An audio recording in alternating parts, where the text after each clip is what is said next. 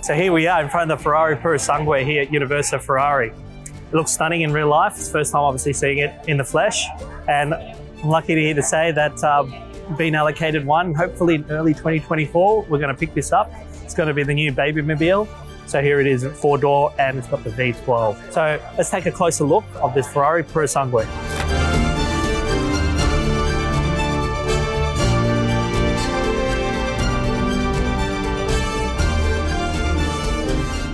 Okay, so let's take a closer look of the Purosangue, and in particular looking at the front.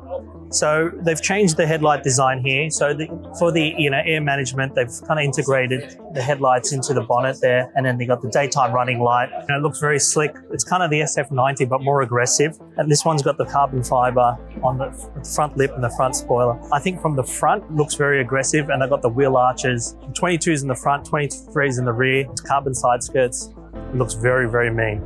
I like good size.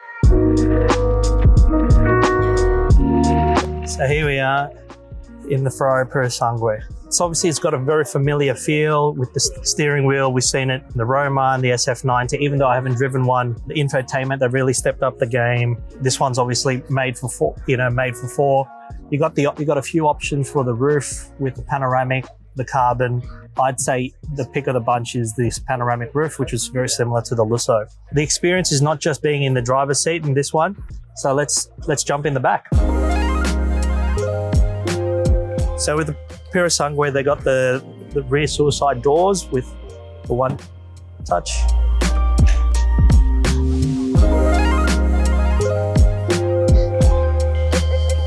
So yeah, with the seats set to the, to my setting, still plenty of leg room.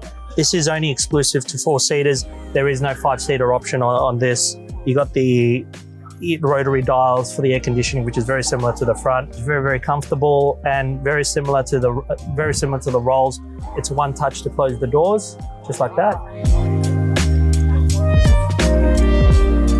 The vision for the rear passenger is very good. That's a small opening. The windows are low.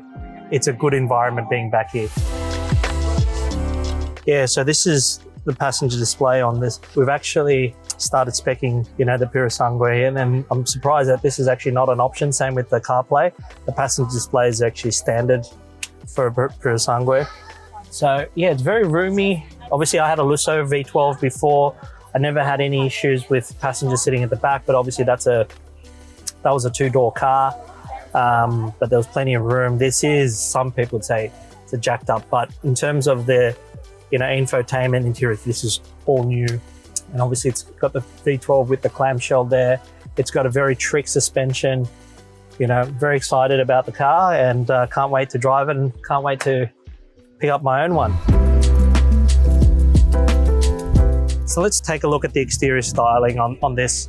It's obviously Ferrari's first 4-door. They're calling it an FUV. It's not an SUV. It's not their 4-wheel drive. It's Ferrari's take on their 4-wheel drive. The wheel arches, it's like a overhang. This one's finished in carbon fiber, and same with the rear. This one's pretty much, finished in all carbon fiber. It's 22s in the front. You got 23-inch in the wheels. The 23s in the rears look fine. The 22s on the front look a teeny bit small. It'll be interesting to see what people do afterwards, whether I'd stick to 22, 23s, or should I go bigger to 23, 24s. But the rear end, I think, is a very sexy. I think they've done really well here on the rear end. I think we'll do a comparison. Obviously, my wife drives the Urus to see, the Urus versus Purosangue. Some people think it's a direct competition, but these things will cost twice as much as an Urus, and it'll be a lot more exclusive. Obviously, the platform is also very unique, whereas the Urus does share with the Q8s and the Bentegas, whereas the Purosangue is unique to Ferrari. So here we are next to a Ferrari V12. A lot of people are buying the Purosangue not only because it's a 4-door, 4-seater Ferrari, but it's because it's got a V12. Obviously, the auto industry is moving towards hybrids, EV cars, and Ferrari is still being able to make a V12. And then to put it into still like the 4-door, 4-seater, I think this will be, a collectible car. They're only making around 2,000 every year. I think it'll be very, very exclusive. Australia, we're only going to be getting 40. Sydney maybe only getting 10, 15. So it'll be a very exclusive car. And the main part of the reason why it's exclusive is because of this V12 with the F1 sound making over 700 horsepower. And you can fit 3 of your friends or family members with you. You can't get better than that. So that wraps up today's episode where we got to visit Universo Ferrari here at Randwick Racecourse. And as I mentioned earlier, I can't wait to get my Purosangue hopefully in early 2024. Thanks for watching, and if you're liking the content, don't forget to like and subscribe. Thank you. Not bad. Good size. It's cool. I like it.